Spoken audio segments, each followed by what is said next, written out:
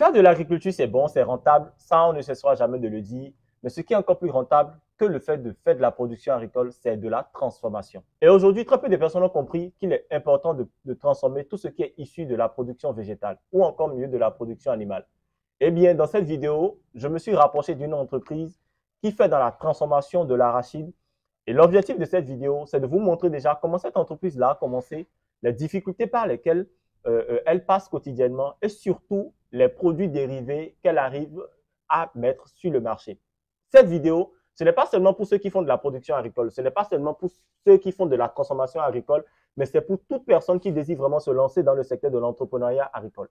Cette vidéo est tout ce qu'il y a de plus réel, cette vidéo est tout ce qui se rapproche plus de l'entrepreneuriat agricole, pas seulement au Bénin, mais dans certains pays d'Afrique, que vous soyez au Burkina, au Mali, au Sénégal, en Côte d'Ivoire, au Togo. Si vous avez pour ambition de vous lancer dans le secteur de la transformation agricole, je pense que cette vidéo-là pourra être pour vous une base pour vous permettre de mieux comprendre et surtout d'anticiper sur certains défis, sur certains obstacles qui pourraient peut-être vous empêcher d'atteindre vos objectifs. Moi, c'est Mr Doudegbe. Pour ceux qui ne le savent pas, je suis consultant agricole. Je suis le directeur général de Agri-Evolution, une entreprise qui fait dans le secteur de la production agricole et dans les prestations de services agricoles.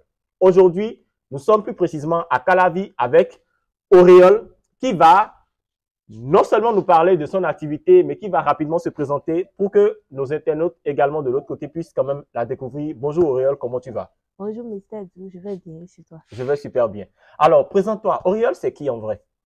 Bon, moi, c'est Tekou Auréole, ingénieur de laboratoire, entrepreneur dans l'arachide. Ok. Déjà, là, tout de suite, il y a une question qui me vient en tête. Pourquoi vouloir transformer l'arachide? Pourquoi l'arachide? Bon, comme je le dis souvent, c'est ma mère qui le fait. Ok, Jusqu'à présent, elle continue toujours de le faire. ok. Donc, c'est par là que j'ai pris la main. Ah, d'accord. Donc, si je comprends bien, c'est maman qui transforme l'arachide et maman t'a donné, en fait, la passion pour la transformation de l'arachide. C'est ça. Ok. Mais il y a quand même plusieurs chaînes de valeur. Il y a le maïs, il y a le haricot, il y a le riz, quoi? Il y a le palmier à huile.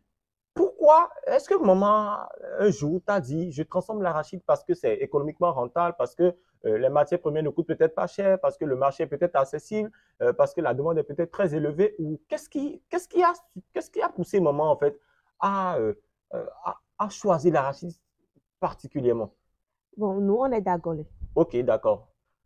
Ok. On est d'Agolé et bon, c'est là-bas, il y a la production des galettes et de l'huile d'arachide. Ah, d'accord, je vois. Donc, nous, notre spécialité, Ok. c'est la transformation de l'arachide en huile d'arachide et des Ok. galettes d'arachide. Ah, d'accord, je vois. Donc, si je comprends bien, maman et toi, vous êtes de Corvée. En fait, Corvée, c'est une ville du Bénin où ils font les meilleures galettes du pays. C'est vrai, il y a Savalou, il y a Savé, il y a Dassa. Je ne veux pas faire de jaloux, mais Corvée a cette particularité-là où les galettes de Corvée sont particulièrement, en fait, sont vraiment appréciées. Donc, c'est de là, en fait, qu'est partie l'idée de valoriser ce qui se fait déjà chez vous. Mais là, c'est très intéressant parce que la plupart du temps, quand on a besoin des galettes de Corvée, il faut aller jusqu'à Corvée pour les avoir. Mais là, vous avez déplacé le savoir-faire de Corvée pour la ville, pour pouvoir être beaucoup plus proche du marché. C'est bien ça? C'est bien ça. Waouh, mais c'est intéressant. Et vous êtes dans cette activité depuis combien d'années déjà? Bon, maman, elle Oui. est dedans depuis plus de 30 ans. Waouh. Oui, depuis plus de 30 ans. Bon, et moi, je suis née dedans. Ok, d'accord. Si ce n'est pas indiscret, Auréole, tu as quel âge? Bon, moi, j'ai 24 ans. 24 ans. Oui. Donc, ça fait pratiquement 24 ans que tu vois quotidiennement maman transformer l'arachide en noix, en galettes et en produits dérivés. C'est bien ça. Waouh. C'est franchement, je pense que nous sommes tombés carrément sur une entreprise familiale et avec pour particularité le fait de valoriser déjà ce qui se fait chez soi. Vous savez, l'une des choses qui est capitale quand vous voulez vous lancer dans un secteur, mais quand vous voulez vous lancer dans l'entrepreneuriat, ce n'est pas forcément de faire ce que fait le voisin. Non, mais c'est de faire quelque chose dans lequel vous vous sentez beaucoup plus à l'aise. C'est de faire quelque chose dans lequel vous vous retrouvez facilement. Et aujourd'hui, il est rare, vraiment rare, de tomber sur des personnes qui ont compris que valoriser ce qui se fait chez soi est beaucoup plus intéressant que de copier son voisin. D'accord. Alors, déjà, tu voudras bien nous faire le tour du chef, d'accord? Tu vas nous montrer un peu les différentes machines que vous utilisez, nous expliquer un peu le processus et comment ça marche. Et ensuite, nous allons maintenant déguster les produits. J'espère que vous avez quand même des galettes, hein? Ouais. J'espère que vous avez quoi, de la pâte d'arachide, la pâte à tartiner. J'espère que vous avez tout ça, hein. Tout est là. Voilà, parfait. Donc, tu vas nous aider et tu vas nous montrer un peu comment ça marche en fait, le processus, parce que j'ai vu qu'il y a carrément une mini-usine que vous avez installée. Vous êtes même actuellement en production. Oui. Donc, tu vas quand même nous faire visiter un peu. On va voir un peu comment ça marche et voilà, on y va. On y va. Alors, si je comprends bien, c'est ici que vous transformez en fait la noix. Oui. Et la noix, là, vous l'achetez d'où en fait? Bon, ça vient de plusieurs villages. Il y a le Kovet, le Boycon, Malanville, Djougou. Il y a plusieurs races d'arachides. Ok, d'accord. Donc, si je comprends bien, vous n'avez pas une variété d'arachide spécialement que vous transformez. Non. Il y a tout un mélange en fait. Il y a tout un mélange. Ok, donc vous avez carrément des contacts des producteurs de Malanville, de Boycon, d'Abomey, de Kovet, ainsi de suite, qui vous fournissent en matière première. Oui. Ok, et quand la matière première vient, quel est le processus? Tout d'abord, il faut commencer par le tri des arachides. Par le tri des arachides. Oui. Ok. Des bonnes et des mauvaises graines d'arachides. Après ça, on passe à la torréfacteur. Ok, donc cette machine a permis de torréfier l'arachide. Ok, quelle est sa capacité quotidienne? Bon, ça garde à peu près 40 kilos d'arachide. Par torréfaction? Oui, par torréfaction. Et par jour, vous pouvez torréfier quelle quantité d'arachide? Près de, disons, 5 sacs de 120 kilos.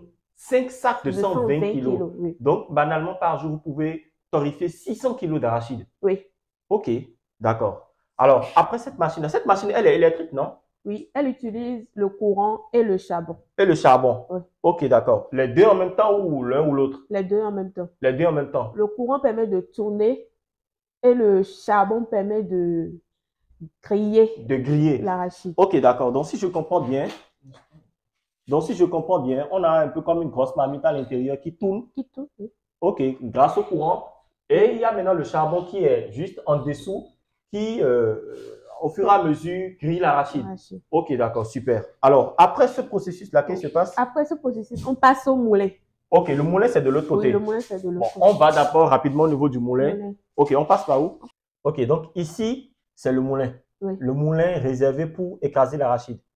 Uniquement. Uniquement l'arachide. Ok, d'accord. Expliquez-nous, comment ça marche? Bon, après la torréfaction, on met les arachides cuits ici pour pouvoir enlever les peaux. Ok. Les peaux de l'arachide. Ok, d'accord. Ils sont là. Ok. Et ces peaux d'arachide, est-ce que vous les réutilisez ou bien…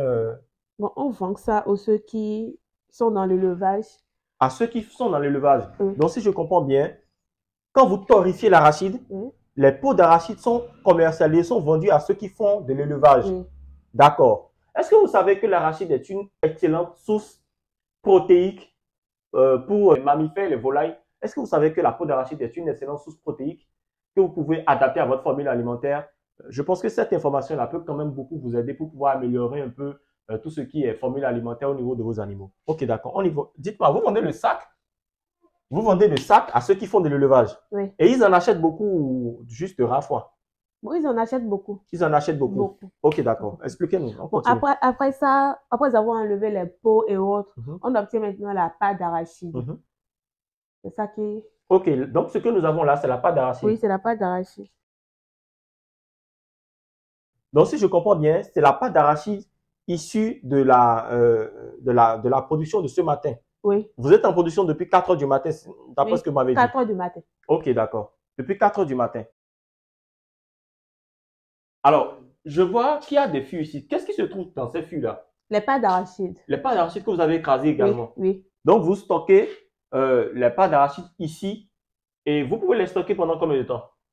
Disons plus de 5 ans. Hein. Plus de 5 ans? Plus de 5 ans. Ça ne se gâte pas. Donc, quand ils sont bien entretenus, ils sont stockés dans des fûts bien conservés, ils peuvent rester là pendant plus de 5 ans? Oui, plus de 5 ans. Je peux ouvrir pour voir? Oui, vous pouvez. Waouh! Waouh! Admirez-moi ça. Donc ça, c'est de la pâte d'arachide 100% naturelle. Oui, 100% naturelle. Sans ajout, il n'y a pas d'ajout, il n'y a rien. Il n'y a rien. D'accord. D'accord. Ok. Mais pour de la pâte d'arachide, il y a beaucoup de fûts. Donc, vous faites vraiment… Donc, la production que vous faites, en fait, est une grande production en quelque sorte. Là, vous avez 2, 4, 6, 10. Vous avez banalement une quinzaine de fûts ici. Ce n'est pas tout, hein. Ce n'est pas Non, tout? ce n'est pas tout. Il y a ceux qui sont dans notre magasin qu'on a Ok, déjà vidé, ok, qu'on a déjà vidé. ok, d'accord, d'accord. Ok, alors, après, quand vous obtenez la pâte, quelle est la suite du processus? Ok, vous passez maintenant au malassage de Oui, ce côté. de l'autre côté. Ok, on y va. Donc, cette machine a permis en fait de malaxer. Oui. D'accord, je vois. Ok, expliquez-nous un peu comment ça marche. Pourquoi malaxer la pâte? Pour pouvoir faire sortir le tuto et Mhm. l'huile d'arachide. Le tourteau, Oui, le tuto d'arachide. le tourteau d'arachide. Ok, d'accord. Et le tourteau d'arachide, il est là maintenant, on peut le voir? Oui. C'est au tuto on donne les formes Oui. et on faut pouvoir obtenir les galets d'arachide. Ok, d'accord, je vois. Donc, si je comprends bien, je reprends rapidement le processus. L'arachide vient, Oui, vous triez, oui, vous séparez les bonnes graines des mauvaises. Ensuite, vous mettez les bonnes graines au niveau du torréfacteur, qui a une capacité de 700 kg par jour. Ensuite, vous envoyez ça au niveau du moulin et vous écrasez. Et quand vous écrasez maintenant, vous stockez cela dans des fûts. Donc, si je comprends bien, en fonction des besoins de vos clients, en fonction de vos besoins de production, vous envoyez la pâte ici et cette pâte-là, elle est malaxée. Maintenant, le tourteau est transformé en galette, c'est bien ça. oui. L'huile d'arachide que vous obtenez, Oui. vous, qu'est-ce que vous en faites? Vous jetez l'huile d'arachide ou qu'est-ce que vous en faites? Bon, on vend l'huile d'arachide aussi. Ok. Et sur une échelle de 1 à 10, est-ce que les gens apprécient l'huile d'arachide à hauteur de combien? Bon, si je peux le dire, 7 sur 10. 7 sur 10 Oui, pour l'huile d'arachide? pour l'huile d'arachide. Waouh! C'est intéressant ça. Vous vendez le litre d'huile d'arachide à combien? Actuellement, le litre d'huile est à 1300. Le litre Actuellement. d'huile filtrée, hein? Oui, bon, directement sorti de la machine. Directement sorti de la machine, vous le vendez à 1300, 1300. le litre. Oui, le litre. Ok. Donc, si vous n'avez encore jamais testé l'huile d'arachide, moi je vous recommande vivement de le tester. Pourquoi? Parce que c'est une huile qui est sans cholestérol. Oui, sans cholestérol. C'est bien ça. Et cette huile également, elle est très appréciée. Bon, vous savez, moi je suis béninois, je suis africain et j'aime manger tout ce qui est africain. Et quand vous utilisez l'huile d'arachide pour pouvoir faire de la sauce légumes, la sauce d'arachide, pour pouvoir faire certains repas là, franchement, ça, je vous dis pas en fait, je vous dis pas. Ok, dites-moi, est-ce que sur le plan médical, est-ce que l'huile d'arachide est recommandée? Oui, c'est recommandé. Ah bon? Oui, l'huile d'arachide est vivement recommandée. Vivement recommandé. Oui, parce que c'est sans cholestérol. Bon, on sait ce qui produit ça. Ok, d'accord. On sait ce qui produit ça. On a, comment je dirais, L'aspect naturel, l'aspect naturel, l'aspect authentique où on sait qu'il n'y a pas d'ajout de produits chimiques ou de conservateurs et autres. Donc, Ah, c'est d'accord. vivement recommandé. Vivement recommandé. Oui. Est-ce que vous avez des personnes qui sont déjà venues vers vous et vous ont dit, ah oui, on m'a prescrit à l'hôpital de prendre de l'huile d'arachide? Oui, plusieurs. Donc, si je comprends bien, vous avez même des clients qui viennent spécialement vers vous pour acheter l'huile d'arachide parce qu'à l'hôpital, on leur a dit, ne prenez plus peut-être l'huile de thym, l'huile de si, bon, je ne veux pas appeler de nom, hein, on n'est pas là pour pouvoir faire de la mauvaise publicité pour une entreprise. Mais l'huile d'arachide fait partie des huiles qui sont recommandées en fait à l'hôpital. Oui, vivement recommandé. Vivement recommandées. Waouh. Et vous, vous êtes une entreprise ici au Bénin qui transforme l'arachide en huile. Oui. Vous savez, cela ne fait vraiment qu'ajouter cette valeur-là que nous avons de ce patrimoine-là, en fait, de cette culture-là qui se produit banalement chez nous. Quand vous allez au Sénégal, l'arachide n'est pas consommé comme il est consommé ici. L'arachide est carrément de l'or parce que les gens ont compris en fait que l'arachide est une mine d'or. Les gens ont compris que l'arachide a une forte valeur économique. Là, c'est l'huile. Hein? Oui, c'est l'huile. L'huile que nous avons, l'huile à l'état brut, oui. qui est directement récupérée de, comment on appelle, voilà, du malaxage. Oui. Ok, alors dites-moi, cette huile-là, qu'est-ce que vous faites par la suite? Vous le filtrez ou comment ça marche? Bon, il y a d'autres qui demandent qu'on le filtre. Oui. Mais il y a d'autres qui demandent sans filtre, directement sorti de la machine. Mais ce que les gens, ce qui est le plus recommandé, oui. c'est l'huile directement sortie de la machine. Okay. Ça, c'est mieux parce que quand on veut filtrer, on met ça sur le feu. Okay. Pour pouvoir préparer, transformer. Ça a déjà suivi une sorte de transformation. Ok. Et l'huile, déjà au feu, produit des acides qui ne sont pas bons pour la santé. Pour la santé. Ok, d'accord. Voilà pourquoi on dit que les huiles qui sont utilisées à la maison, ce n'est pas bon de réutiliser les huiles. Oui. De réutiliser les huiles. Donc, c'est cette huile-là, en fait, qui est vendue à 1300 francs le litre. Oui, à 1300 francs le litre. L'huile à l'état brut. Oui. Avec toutes les vitamines, avec tous les oligo-éléments qu'elle contient. Oui. naturel. Naturel. Il n'y a pas de... Sans ajout. Vous n'ajoutez absolument rien. Rien. Waouh. D'accord. Alors, je peux Oui. mettre... je vois qu'il y a un bol ici. Oui. Vous voyez comment c'est chaud. Vous voyez? C'est bien lourd. Et l'odeur. Oh. Waouh. Déjà, moi, je vais en acheter avant de partir. Ouais. On sent que c'est lourd, en fait, ce n'est pas liquide. Et on voit bien que... En fait, cette huile a quelque chose de particulier. On sent vraiment qu'il y a une certaine différence. Amenez la caméra, s'il vous plaît. Vous voyez? Vous voyez? On voit bien qu'il y a quelque chose de différent. D'accord. Alors, on va maintenant au niveau de la dernière zone de transformation. Hein. Oui. C'est bien ça? Oui, c'est bien ça. Je vais déjà déplacer ce truc-là. Alors, on y va.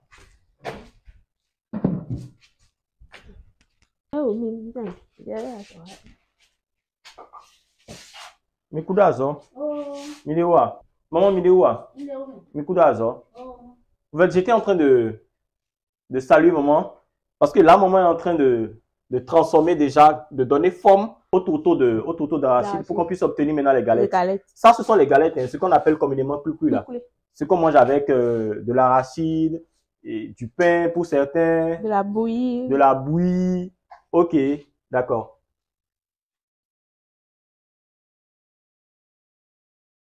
Ok, alors là, maman est en train de mettre les galettes dans l'huile. Oui. Ok, d'accord. Elle est en train de frire les galettes. Oui. Et le résultat final, je peux? Oui. Le résultat final que nous avons là, c'est ceci. Ok. Et à part les galettes, qu'est-ce que vous faites de vous? Est-ce que vous proposez de la pâte d'arachide aux gens? Oui, la pâte d'arachide aussi. La pâte d'arachide aussi. Ok, d'accord. Avec l'arachide, on peut faire du konkada, du nunga, de andou, des amuse-bouches en fait. Oui, des amuse-bouches. En fait, beaucoup plus des amuse-bouches. Mais on a également la possibilité d'avoir de l'huile. Et on a aussi la possibilité d'avoir des produits dérivés pour la nutrition animale. C'est bien ça. C'est très intéressant. Et vous utilisez des coques de palmiste pour le feu. Pour le feu. Et aussi, bon, le panneau solaire pour pouvoir... Le panneau solaire pour pouvoir alimenter le feu. D'accord. Mais c'est bien parce que là, en fait, on sent que tout ce que vous faites, c'est vraiment naturel. Il n'y a pas de produits que vous allez acheter ailleurs pour venir ajouter. Non. Vous vous positionnez sur toute la chaîne de valeur. Il y a les producteurs qui produisent de l'autre côté, qui vous envoient les matières premières. Ensuite, vous vous chargez maintenant de travailler cette matière première-là pour qu'on puisse obtenir un produit fini. Et c'est très, très intéressant parce que, venez, amenez la caméra. On va voir un peu ce que maman est en train de faire. Vous voyez, ça, c'est de l'art en fait. Et cette manière de transformer l'arachide existe au Bénin depuis, quoi? Plus de 50 ans. Plus de 50 ans. Oui, depuis plus de 50 ans. Parce que moi, je suis né et j'ai découvert le clou-clou. À une époque, le clou-clou était vendu à 5 francs. Ouais. Et après, c'est passé à 10 francs. Et aujourd'hui, maintenant, le clou-clou est vendu à 25 francs. Et vous savez, ne soyons pas surpris si demain, vous voyez le clou-clou vendu à 50 francs ou encore à 100 francs. Parce que aujourd'hui, tout prend du prix. Tout prend du prix. J'ai connu le clou-clou, quoi, quand j'étais encore au CI, quand j'étais au CP, quand j'allais encore à l'école. Maman, est-ce que Mireille m'a amené Péria? Bon,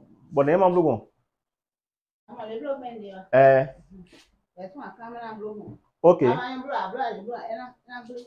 anglais. Eh, non, maman, mi dit mi-ton. Non, la pas mi-ton. Voilà. Donc, l'anglais.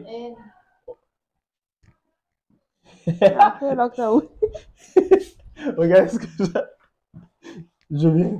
Je ne sais pas si ce que je fais. Ok. Bon, écoutez, si vous m'avez comme vendeur de clou-clou, c'est clair que vous n'allez pas bien manger.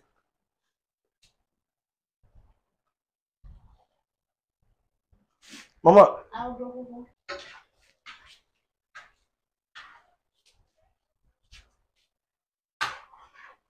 Maman, ne faut pas casser mon clou-clou. Hein. Le clou-clou est déjà cassé. Mon clou-clou est déjà cassé. Donc, quand les galettes finissent de cuire, vous récupérez maintenant les galettes, vous les mettez maintenant dans des contenants pour les différents marchés d'écoulement. Oui. La quarantaine est vendue à combien ici? La quarantaine est à 800 pour les détaillants Oui. et à 700 pour ceux qui prennent en gros. Pour ceux qui prennent en gros. Mhm. Est-ce qu'il est possible que je vous demande moi-même, enfin que je demande à ce que vous puissiez me faire une forme particulière avec mes galettes? Oui, on fait des formes aussi. Vous faites des formes particulières, Oui. comme des petites boules Oui. là. Ok. Forme escargot. Des formes forme escargots, tout ça? spirale, oui. On fait Waouh. des formes. Si je comprends bien, quelqu'un qui n'a pas les moyens d'installer une mini-usine avec l'arachide peut venir vous voir et vous dire, bon, par exemple, moi j'ai le marché, mais je veux que mes galettes puissent adopter cette forme particulière. Et vous vous entendez sur un contrat et vous lui faites ça Oui. et à chaque fois il est livré. Oui, à chaque fois il est Peu importe la quantité dont il a besoin. Oui, peu importe la quantité dont il a besoin. Parce que tout de suite, j'ai remarqué au niveau de l'un de vos magasins là, qui avait encore du stock d'arachide. Oui. J'avais plusieurs sacs d'arachide au niveau de magasin. Oui. Et j'ai remarqué également qu'au niveau de vos conteneurs, là où vous conservez les pâtes d'arachide, qui avaient banalement tous les conteneurs qui étaient quand même remplis. Oui. Waouh. Dites-moi, selon vous, est-ce que transformer l'arachide est une activité qui est rentable? En tout cas, ça nourrit très bien son homme.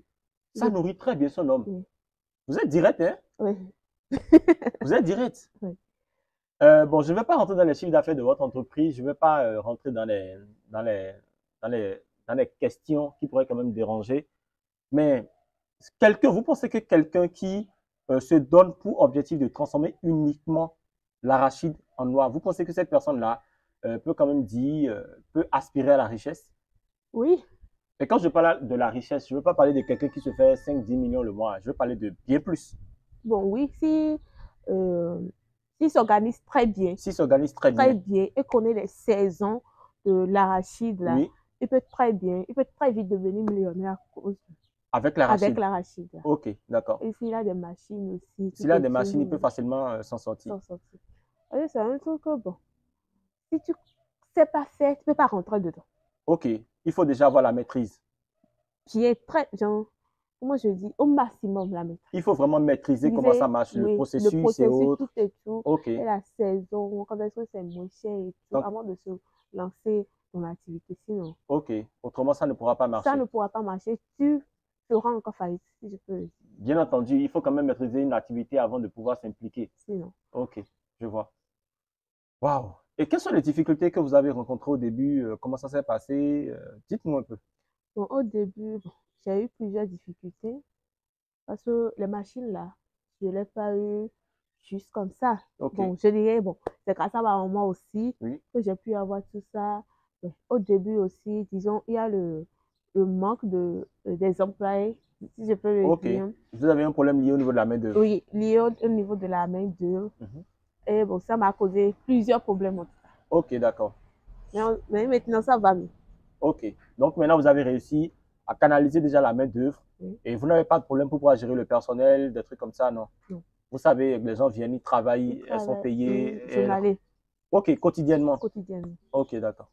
Alors, dites-moi, par mois, vous arrivez à écouler combien de galettes? Je ne parle pas en termes de francs CFA, mais je parle en termes de nombre. Est-ce que vous arrivez à dépasser les 1 million de galettes par mois écoulées sur le marché? Bon, presque. Presque 1 million? Oui. Waouh, de galettes, hein? De galettes, presque 1 million. Ah, donc les gens consomment vraiment les galettes, hein? Oui.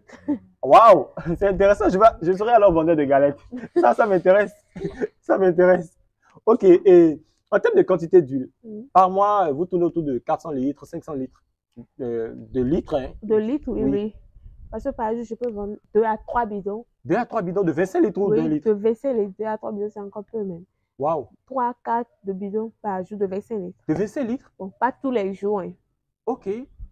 Mais attendez, si je comprends bien, ça veut dire que c'est économiquement rentable et c'est vraiment une opportunité pour ceux qui ont envie peut-être de se lancer, qui réfléchissent depuis. Oui. S'ils peuvent s'y mettre. Bon, s'ils peuvent vraiment s'y mettre, parce que c'est beaucoup plus ça le plus important. Vous savez, la plupart des gens se disent, bon, j'ai entendu telle personne se lancer dans cette activité-là. Elle a dit que c'est rentable. Moi, si je cours, je vais me mettre dedans. J'ai vu telle personne se faire peut-être 1 million dans la tomate. Je cours, je vais mettre aussi 1 million dans la tomate. La vérité, c'est que ça ne marche pas comme ça. Il faut déjà apprendre comment ça marche, les défis, s'habituer déjà au quotidien, maîtriser vraiment la chaîne de valeur, maîtriser vraiment le processus avant de pouvoir se lancer. Donc, aujourd'hui, vous avez commencé votre activité depuis combien de temps à peu près? Bon, disons, ça va faire 1 an en novembre. En novembre prochain, cela fera un an. que vous avez vraiment développé la chaîne de valeur arachide. Et en moins d'un an, vous arrivez à écouler cette quantité de galettes-là. Mais il faut aussi quand même reconnaître que c'est à cause de la qualité de vos produits. Oui, c'est à cause de la qualité. Quand vous avez des clients qui goûtent, comment on appelle, vos galettes, la pâte d'arachide, tout ce qu'il faut, quels sont les retours qu'ils ont? Bon, tout est positif pour moi. Ils apprécient énormément. Ils apprécient énormément. Waouh. Surtout l'huile d'arachide, c'est vraiment apprécié. C'est vraiment apprécié. Oui. Ok. Alors, Auriol, si tu devais donner 2 conseils aux gens, qu'est-ce que tu leur dirais? Mais d'abord, commençons par le premier, hein, on va faire les choses step by step. Dis-moi, si tu devais donner un conseil à quelqu'un, qu'est-ce que ça serait? Je dirais de bien manger et d'acheter les trucs de qualité. Parce que tout ce qu'on mange a rapport avec notre santé. Ok. Parce que moi, je suis dans le domaine de la santé et tout ce qu'on voit à l'hôpital, on voit des jeunes qui ont déjà le cancer et autres. Ça, oui, ça a rapport avec tout ça, avec tout ce qu'on mange. Donc, de bien manger.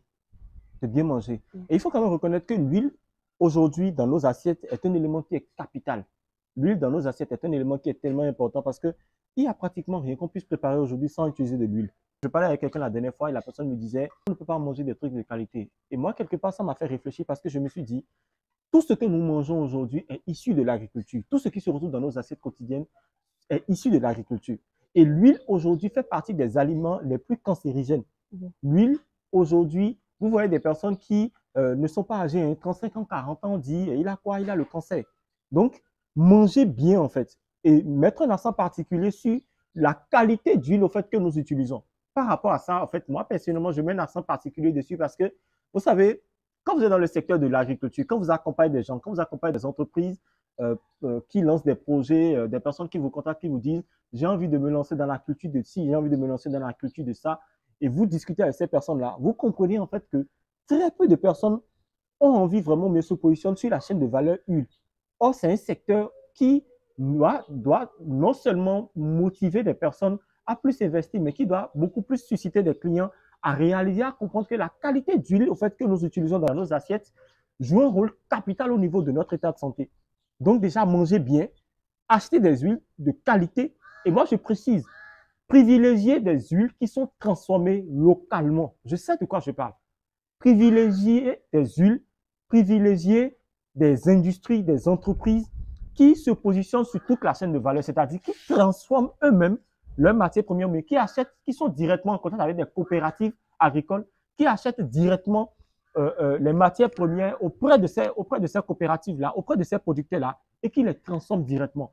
Je ne veux pas dire que c'est la meilleure manière de manger, de bien manger, mais je dirais quand même que cette manière-là se rapproche beaucoup plus d'une alimentation saine et qui préserve en quelque sorte un peu votre alimentation. Quand vous achetez peut-être de la tomate qui fait 3 jours, 4 jours et qui commence à pourrir, et parce que vous avez peur de perdre votre argent, vous prenez cette tomate-là quand même, vous l'utilisez, vous l'écrasez.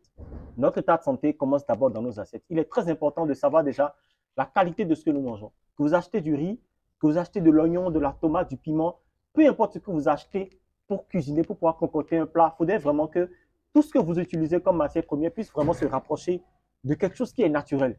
Je ne dis pas de miser le 100% naturel, mais miser beaucoup plus sur les entreprises qui localement transforment, qui localement valorisent déjà ce que nous avons, qui localement déjà se positionnent sur une chaîne de valeur, sur des entreprises qui se rapprochent des coopératives ou mais qui sont directement en contact avec des producteurs qui achètent les matières premières auprès de ces producteurs agricoles-là, qui le transforment avant quand même de vous proposer un produit fini. Cela vous permet déjà de vivre beaucoup plus longtemps. Vous savez, aujourd'hui, vous allez à l'hôpital, vous voyez des personnes qui meurent à 20 ans, 18 ans, 30 ans, 35 ans. Pourquoi en fait? C'est beaucoup plus à cause de ce que nous mangeons. Je ne dirais pas que 100% des causes de mortalité ici au Bénin viennent directement de l'alimentation, viennent directement de ce que nous mangeons. Non, mais je dirais beaucoup plus que 90% de ce que vous mangez est susceptible de vous rendre malade. Donc, à vous vraiment de savoir ce que vous voulez et surtout, prenez le temps de bien réfléchir, de faire le bon choix. Moi, je vais déjà acheter l'huile avant de partir et je ne vais pas seulement me limiter à l'huile. Je vais acheter l'huile, je vais acheter la pâte d'arachide parce que je suis vraiment un féru de tout ce qui est sauce d'arachide avec les viandes de brousse là. Et je vais acheter également le cuicui. C'est vrai que je n'arrive pas à en manger beaucoup, mais je vais quand même en acheter et je vais en faire don. C'est ce que je vais faire. Alors, si déjà, vous devez donner un deuxième conseil, d'accord, à toutes ces personnes-là qui vous suivent, qui vous connaissent, qu'est-ce que vous leur direz? De venir tester. Venez tester. Oui. Ok, d'accord. Venez tester. Et dites, vous êtes joignable si quelqu'un, peut-être sur cette vidéo-là, et cette personne-là décide peut-être acheter chez vous, il peut vous joindre comment? Sur le 62. Le 62, c'est-à-dire le 00229. Oui, Hein? le 00229. Oui. 62. Oui. 78. Le 00229 62 78. 16. 13. Ok, 62 78 16 13. Oui. Ok, d'accord. C'est le numéro de votre entreprise? Oui. Ok, d'accord. Alors, je pense quand même que Auriella a tout dit. Elle a dit premier conseil, mangez bien. Et deuxième conseil, venez tester ces produits. Déjà, moi, je vais les tester tout à l'heure. Et franchement, je vous ferai un retour par rapport à ça. Ne vous inquiétez pas du tout. Parce que moi, j'ai entendu parler d'Auriel. Comment ça, je ne l'ai pas dit. Je scrollais juste sur les réseaux. Je suis tombé sur la production. J'ai suivi un peu ce qu'elle fait et tout. Je me suis dit, mais quand même, voici quand même quelqu'un qui valorise. En fait, qui fait ce que 90% des gens ont peur de faire. Quand vous dites aux gens, achetez les matières premières auprès des producteurs, venez transformer, les gens se disent, non, je ne vais pas perdre de l'argent, pour moi, c'est une perte. Voici quelqu'un qui est en train de nous montrer qu'au Bénin ici, nous pouvons acheter des matières premières et que nous pouvons transformer. Auriol, franchement, merci beaucoup pour le temps, merci pour ce moment-là et surtout, merci de nous avoir accueillis dans tes locaux et d'avoir partagé avec nous les différentes étapes, un peu les sous-couverts, d'accord, les dessous de ton entreprise. Vraiment, vraiment, merci beaucoup pour ça. Il n'y a pas de quoi, c'est moi. Vous savez ce qu'il vous reste à faire. Partagez cette vidéo-là afin qu'on soit nombreux à relayer l'information, afin que le maximum de personnes puissent quand même voir et puissent quand même découvrir ce que cette entreprise-là fait dans le secteur est-ce que je vais pas dire agriculture, mais je vais plutôt dire agroalimentaire.